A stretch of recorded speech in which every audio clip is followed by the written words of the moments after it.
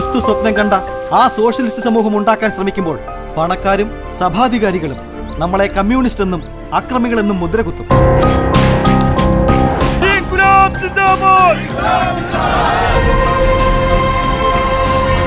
സാത്താന്റെ സന്തതികൾ പുരോഗമനമെന്നും വിപ്ലവമെന്നും ഒക്കെ പറഞ്ഞ് സമൂഹത്തിലും സഭയിലും കലഹവും ഛിദ്രവും സൃഷ്ടിക്കാൻ ശ്രമിക്കുന്നു.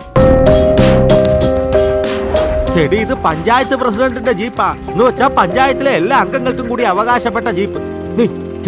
എപ്പോഴും ഇങ്ങനെ ശുശ്രൂഷ ചെയ്യാൻ ഈ അയൽക്കാരി എന്നും കിട്ടിയെന്ന് വരത്തില്ല.